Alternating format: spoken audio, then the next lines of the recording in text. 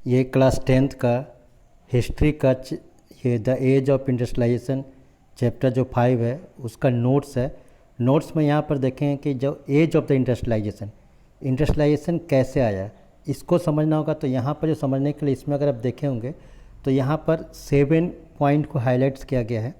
इसमें जैसे आया मैकेनाइजेशन की मशीन बनने का, development of factories and machines, उसके बाद जाके टेक्नोलॉजिकल ये advancement and innovation age of modernisation, फिर development in infrastructure works, roads, building and skyscrapers, मैंने बड़े बड़े बिल्डिंग बनने लगे। तो सबसे पहले जो हम लोग डिस्कस करेंगे यहाँ पर समझने की कोशिश करेंगे, पहले ये जो पॉइंट दिया हुआ है कि यहाँ पर जो पॉइंट है कि ये जो development of factories and machines, तो पहले इसको बारे में डिटेल बताना चाहते हैं आपको क्योंकि ये थोड़ा समझना होगा, 10th में है और ये नोट्स है। तो एज ऑफ इंडस्ट्रियलाइजेशन जब आप बात करते हैं, अगर आप चैप्टर का वेरी फर्स्ट में जाइएगा तो वहाँ पर एक पोस्टर मिलेगा। पोस्टर में होगा कि डाउन ऑफ द सेंचुरी, और ये मार्च 2 स्टेप्स कि 2 स्टेप्स दिया हुआ है, मार्च 2 स्टेप्स। तो ये 1900 में एक जो H.T. पॉल है वो एक म्यूजिक बुक निकाला था, उसमें उसने इस पोस्टर को डाला था कि डाउन ऑफ द सेंचुरी। तो यहाँ पर क्या था कि अगर सेंटर में देखें तो एक पिक्चर था जिसको गॉडेस दिखाया गया है, माने माता दिखाया, देवी दिखाया गया है, और जो कि माने वो एक दूत है, माने एक कहिए कि माने एंजल्स है, वो भी प्रगति का, और वो जो बैठी माने खड़ी जो है एक फ्लैग है, एक झंडा लिए हुए जो कि न्यू सेंचुरी का, और वो जो एक जो माने पंख है उसमें चक्का है उसमें खड़ी है, और ये समय को जो पंख है जहाँ पर विंग्स है और चक्का है, तो चक्का जो है समय को दर्शाता है। यानी ये बता रहा है कि कैसे और वो उड़ना चाहती है एक भविष्य की ओर। यानी ये पोस्टर में ही बता दिया गया था 1900 में कि आपको कैसे आगे बढ़ना है। लेकिन अगर एक और फिगर है, अगर आप देखेंगे जो फिगर 2 आपके बुक में है उसमें देखेंगे तो वहाँ पर फिगर 2 में देखेंगे कि एक 2 पोस्टर्स है।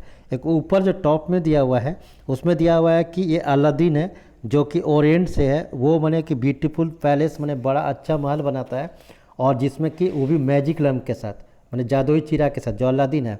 लेकिन उसके नीचे जो दिया हुआ है जो समय आ गया है वो समय आ गया है कि एक नया मैजिक आ गया है, मॉडर्न टूल्स, मॉडर्न जैसे कि मशीन, जो कि हम यहाँ पर बात कर रहे हैं। यहाँ पर इसके बाद जो देखेंगे technological advancement and innovation age of the modernisation का, तो वहाँ पर वो दिखा रहा है कि वो एक मतलब कि इंजीनियर है, जहाज़ बना रहा है, बड़ा बिल्डिंग बना रहा है। यानी जो अगर अलादीन का ये करेंगे तो यानी जो वेस्ट है, अलादीन जो रिप्रेजेंट कर रहा है टॉप में ईस्ट की ओर है कि वो ईस्ट की ओर प्रोड्यूस शो कर रहा है कि अभी ईस्ट जो है अलादीन की दुनिया में जी रहा है, जो कि कह रहा है कि एक मैजिक लैम्प है, जादुई लैम्प है, और जो कि वेस्ट है वहाँ पर मशीन्स आ गया और वहाँ पर इंजीनियर्स आ गया, वर्कर्स आ गया, वो काम करता है।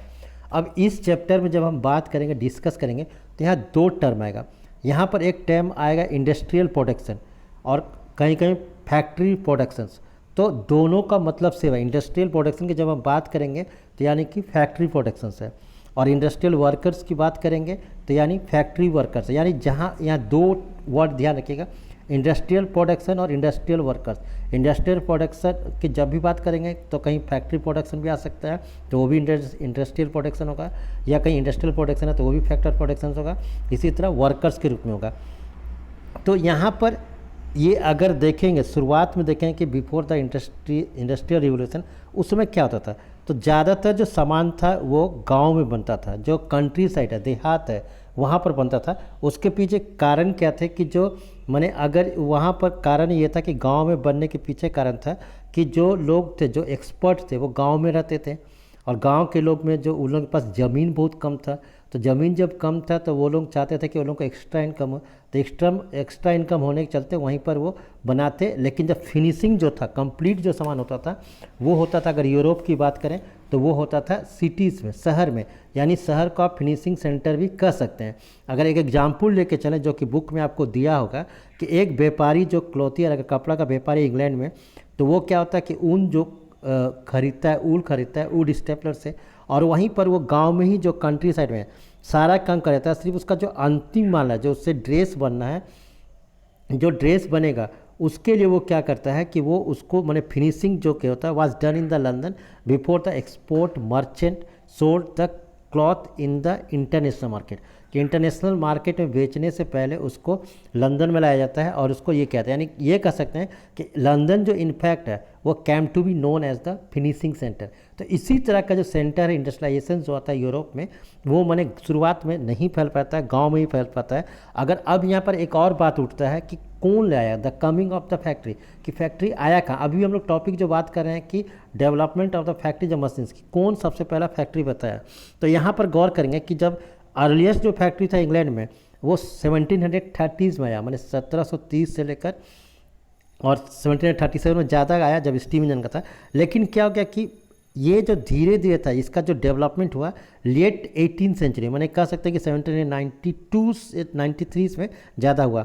अब इसको कह सकते हैं कि अगर 1760 में की बात करें कि इंपोर्ट कितना सामान का, वो मतलब कि कॉटन मंगाता था 2.5 मिलियन पाउंड का वो कॉटन जो मंगाता था, रॉ मटेरियल मंगाता था, रॉ कॉटन कच्चा माल मंगाता था। अगर उसको इंडस्ट्रियलाइजेशन को अगर उसी के बाद देखेंगे, 20-30 साल बाद देखें, या एक एग्जांपल ले 1787 का, तो 1787 में जो इंपोर्ट था वो सिर्फ 22 मिलियन पाउंड का था, माने कि जो कि 2.5 मिलियन पाउंड का रॉ मटेरियल आता था और वो बढ़कर 22 मिलियन पाउंड हो गया। यानी कहीं ना कहीं ये जो डेवलपमेंट हुआ फैक्ट्रीज का और मशीन्स का, अब धीरे धीरे क्या हो गया कि इनोवेशंस हो गया। अगर हम सेकंड पॉइंट में आते हैं टेक्नोलॉजी का advancement and the innovations age of modernisation, तो ये क्या आ गया कि जो पहली बार जो था एक कॉटन मिल आया, जिसका जो ये क्या था, जो आगे एक हम इसमें पॉइंट वाइज भी लिखेंगे कौन क्या इन्वेंट किया, तो वो था रिचर्ड आर्कराइट। कौन था? Richard Arkwright. वो था कि कॉटन मिल बनाया, क्रिएटेड द कॉटन मिल। अब लेकिन न्यू जो मशीन बना था वो बहुत दिक्कत था, बहुत महंगा होता था। तो ये कह सकते हैं कि the costly new machine could be purchase and setup and maintain in the mill. इसको खरीदना और मेंटेन करना बहुत मुश्किल था। तो ये धीरे धीरे ये बने, इसको मैंने कह सकते हैं कि आप अस्तित्व में नहीं है। कुछ लोग खरीदे भी तो उसको चलाने के लिए जो मैकेनिक नहीं थे, तो ट्रेनिंग भी चाहिए था। तो फिर इंडस्ट्रियलाइजेशन चेंज कैसे हुआ, कैसे जैसे डेवलपमेंट हुआ इसका, कैसे टेक्नोलॉजिकल एडवांसमेंट और हुआ। तो इसी में अगर आप देखें कि 1840s जब आते आते तो इसमें बहुत सारा वर्क होने लगा। क्या वर्क होने लगा कि यहाँ पर बहुत सारे जैसे आयरन एंड स्टील का प्लांट खुल गया, उसमें इनोवेशन हुआ। और जब आयरन एंड स्टील का प्लांट खुल गया तो बहुत सारा जो डेवलपमेंट, जो नेक्स्ट पॉइंट हम लोग जो देख रहे हैं यहाँ पर कि development in infrastructure works, road and building, sky creeper की बड़े बड़े बिल्डिंग बनने लगे। तो इसी चलते हुआ यहाँ पर आयरन स्टील फैक्ट्रीज खुलने के साथ ही उसके बाद अगर देखें कि जो टेक्नोलॉजिकल चेंज हुआ है वो धीरे धीरे हुआ, ऐसा नहीं कि फास्टली हुआ। Means technological change occur slowly, the माने कि they did not spread dramatically across the industry landscape, कि तुरंत चेंज नहीं हुआ, धीरे धीरे हुआ। जैसे अगर जेम्स वाट आया तो स्टीम इंजन लेकर आया, तो वो जो था उसमें कुछ चेंज किए 1781 में, जैसे न्यू कॉनन के साथ एडिट करके। तब भी लेकिन मशीन्स जो थे उसमें बहुत सारी त्रुटियाँ हो जाती थी और कुछ ख़राब हो जाते थे। तो उसका जो माने कि सामान था, जो सामान ख़राब हुआ वो मिलता नहीं था। इसलिए क्या हो गया कि यहाँ पर हैंड लेबर अभी भी सस्टेन कर रहा था। धीरे धीरे जब ये हुआ हैंड लेबर, जब वो लोग क्या था कि शुरुआत में बस वैकेंसी निकाला गया जो लोगों को ट्रेन करने लगा, तो बहुत लोग अब शहर की ओर आने लगे, गांव से शहर की ओर आने लगे। लेकिन शहर के में जो वर्कर थे उसकी भी जो स्थिति थी, लाइफ बहुत ख़राब थी। उनका जो वर्किंग आवर था वो ज़्यादा नहीं था। जैसे उन लोगों को काम भी था, अगर शहर आ गए तो उसको काम भी नहीं मिलता था, क्योंकि लेबर जो थे शहर में बहुत ज़्यादा मात्रा में आ गए। इसको समझना होगा आपको कि डेवलपमेंट इन इंफ्रास्ट्रक्चर वर्क जो था, रोड बिल्डिंग सर के भाई कैसे बढ़ा। तो इसके पीछे कह रहा था कि the abundance of labour in the market affected the life of the worker, कि जो इतने सारा आ गया तो जो वर्कर थे उसका ज़िंदगी खराब माने बहुत चेंज हो गया। And the actually possibility of the getting a job dependent on existing network of the friendship, कि वो आपका कोई फ्रेंड वहाँ रहता है कि नहीं, कोई या फिर कोई परिवार का सदस्य रहता है कि नहीं वहाँ पर, तो वो उसको आपको पैरवी करेगा कि हम उसको जानते हैं और वो अच्छा काम करता है, तो आपको काम मिलता था। और जो भी अगर जो उस समय फैक्ट्री था तो वो भी जो काम मिलता था, तो कुछ ऐसे फैक्ट्री थे जो कि सीजनल थे, जैसे पेपर बनाने वाले, कुछ जो प्रिजर्व मटेरियल बनाने वाले, या कुछ इस तरह के थे। तो उसके चलते भी बहुत लोग जो थे बेरोजगार हो जाते थे, यानी वर्किंग का लेबर मैंने उतना अच्छा नहीं था। फिर भी इंडस्ट्रियलाइजेशन अगर हम इंडिया की बात करेंगे, यहाँ पर देखेंगे आगे, तो यहाँ पर जैसे जब हम इसके आगे जो पॉइंट में आएंगे कि कैसे यहाँ पर ट्रेड हुआ, कैसे इंस्ट्रक्शंस हुआ, तो इसको समझने के लिए अब यहाँ पर देख रहे हैं कि डेवलपमेंट जैसे धीरे धीरे आया। तो जैसे डेवलपमेंट हुआ किसका, रेलवे का हुआ। फिर रेलवे के बाद जो सामान ले जाना था तो वो डेवलपमेंट हुआ, सी रूट के थ्रू हुआ, जहाज़ बना।